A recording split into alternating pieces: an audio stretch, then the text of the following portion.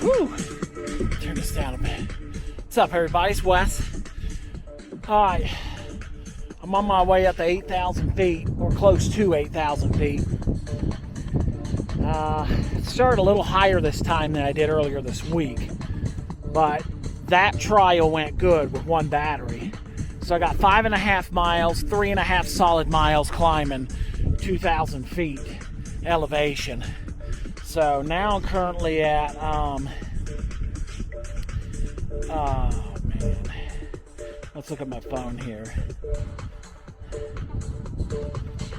Let's see what my elevation is. Currently I'm at 6437. We're gonna keep on heading up. Swing you back around here. We're gonna keep on heading up this, basically a fire road, and then we're gonna head on up towards the mountains there. So this is, the bike's doing rad. I'm still at where are we at here? Still at 51 volts, about 3/4 left. So we're averaging about 4 miles an hour.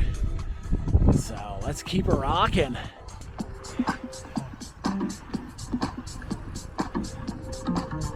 Beautiful day out here today in Nevada. She's performing great.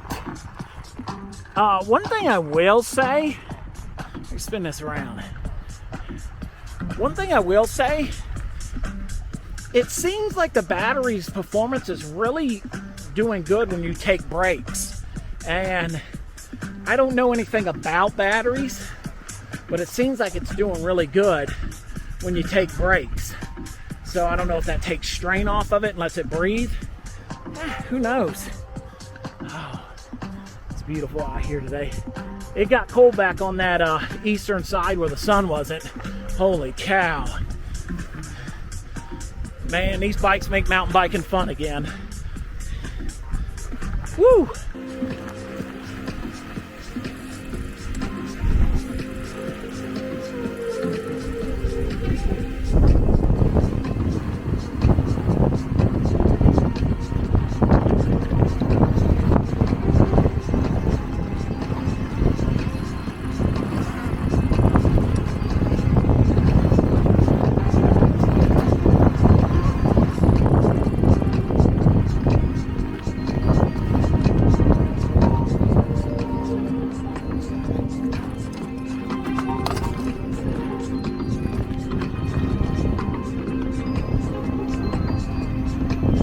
Little technical there.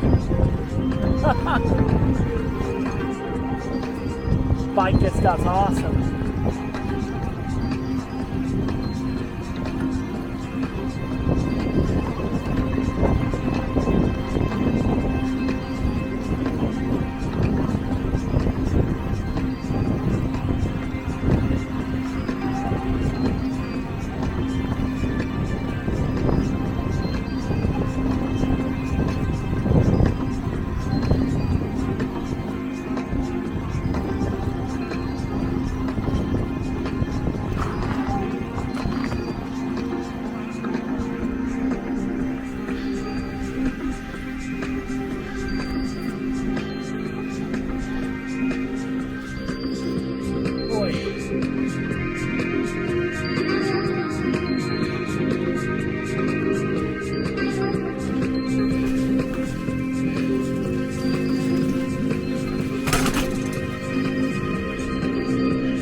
That's the one bad thing of this.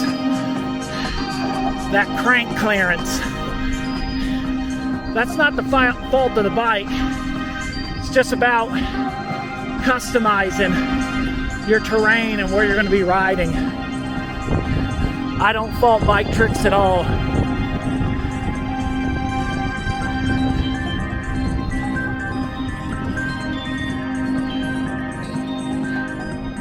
Beautiful view up here.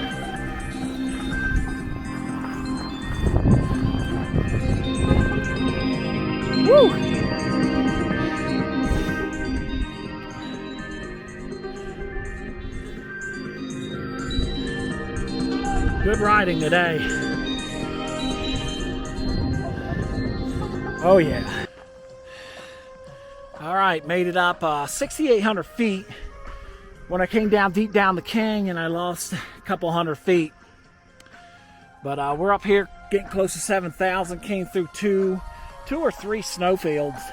The bike handled awesome. Here we go. Juggernaut Ultra 1000. Started roughly, I think, roughly below 4,000 feet. And now we're up almost to 7,000. The bike is just killing it. Just unbelievable, this thing. Smooth ride. The motor's doing great. I'm using pedal assist 3.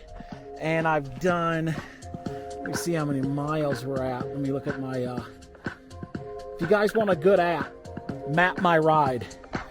So, looks like we're at 3.81 miles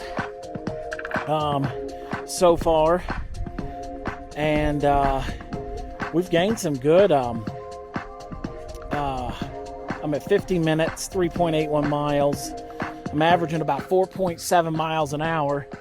And we are still at 49.8. So, unbelievable how this bike is operating. I have another battery. So I have another, what do I got in here? What is this? The 17 4.9, I think? Something like that. So, yeah.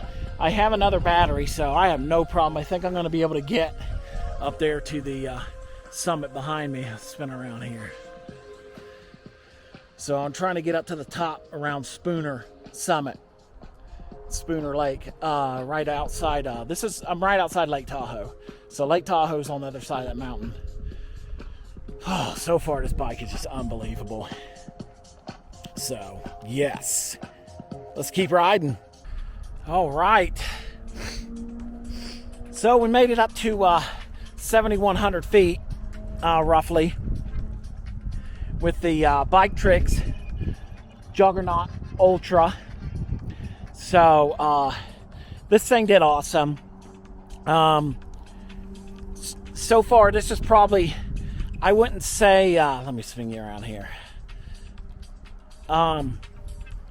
So far, I wouldn't say this is probably one of my one of the hardest climbs and hardest rides that this thing's gonna do, because it's winter here in the Sierras, or almost winter. But is it winter? Actually, I don't even know. So, anyways, again, I did a video back when I got this a little over a month ago. Okay. I took it out for one ride and was just blown away by this thing. Now I'm on, I believe this is 6 rides, and I think I'm at almost 90 miles. Let me see here. Hang on, let me boot it up. I just switched my batteries. I'm at exactly 90 miles right now when I stop here, take a break, warm up in what's left of the sun. As you can see, she's about to go down, and when it goes down, it gets cold here in Nevada fast. So we'll be all right. We had a warm day today. But anyways, this bike just performed like you would not believe. So again, like I've talked to you guys before in that other video, if you're on the fence about spending this money on this Biktrix or any other like basically, like if you're into mountain biking and really doing some terrain and really doing some pulling, even on the flatland, I mean, if this thing can take me from 4,500 feet to 7,000 feet without even thinking twice, through snow and ice, and I don't even have studded tires. If I had studded tires, I could have made it all the way where I wanted to make it. But it just got way too icy up there. This thing is just... This bike is a champion. I can't believe this thing. It's made mountain biking a lot more fun for me. Excuse me. Because I had a back injury back in 2013, and it left a bunch of nerves in my leg dead. So when I used to mountain bike up in these mountains with my 29er, it would kill me. There was a breaking point. Like, I really had to almost numb my leg out in pain just to continue going. This thing allows me to still pedal, still get cardio, still work out. This isn't a cheater bike by any means. Even when you're in Power Assist 5, you're still pulling it.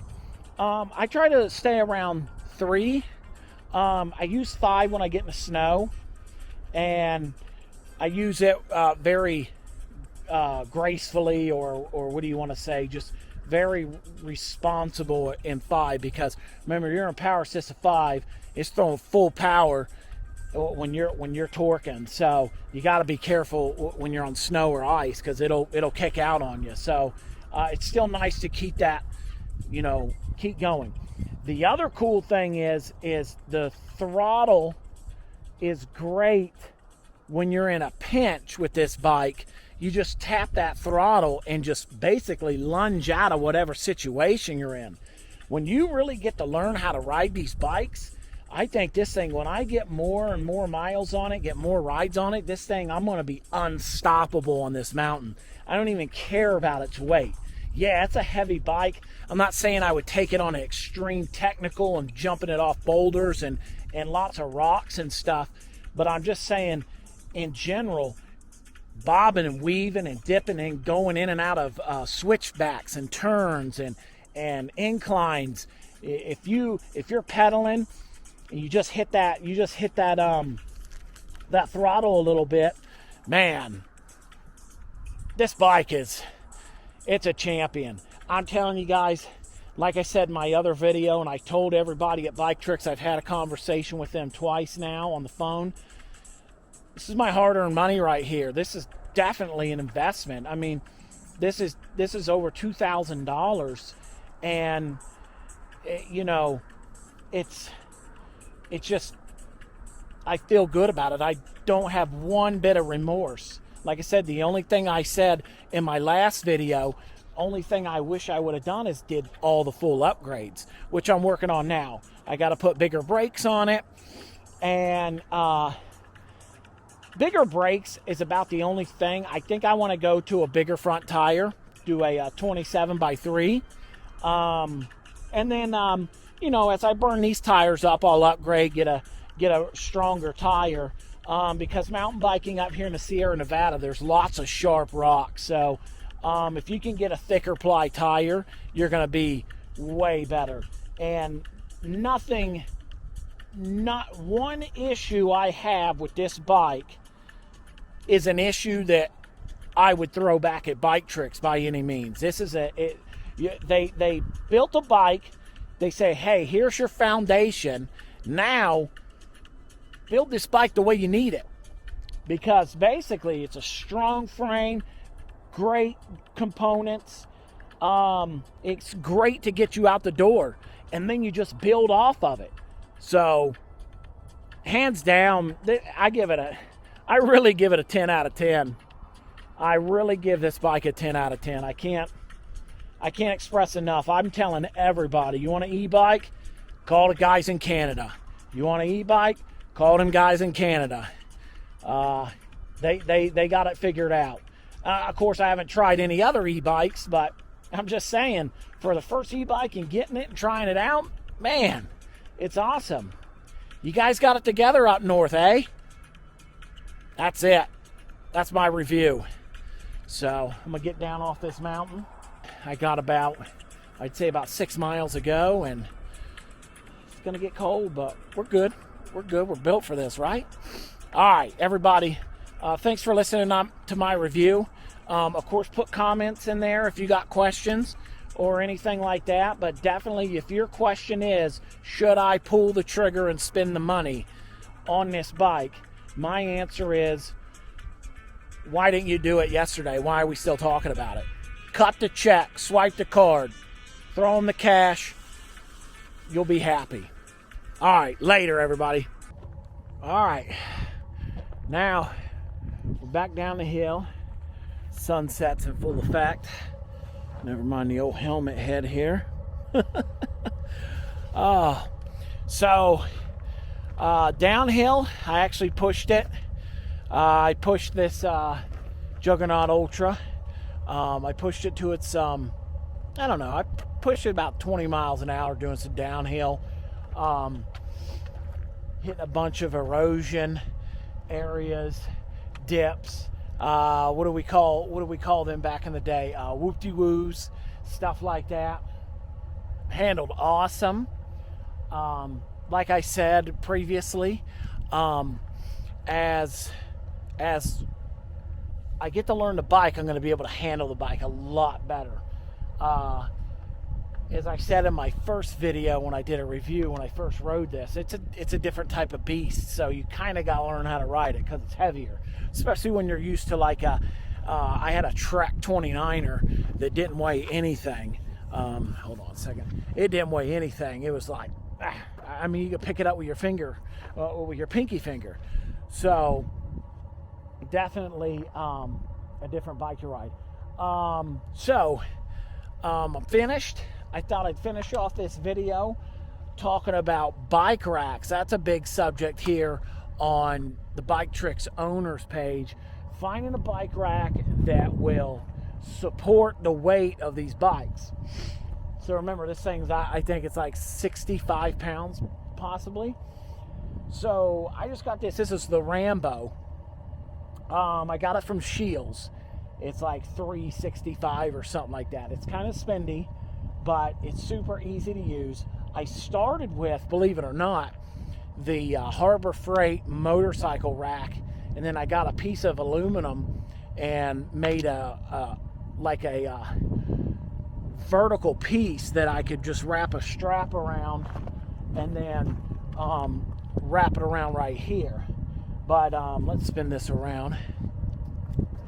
So here's the Rambo.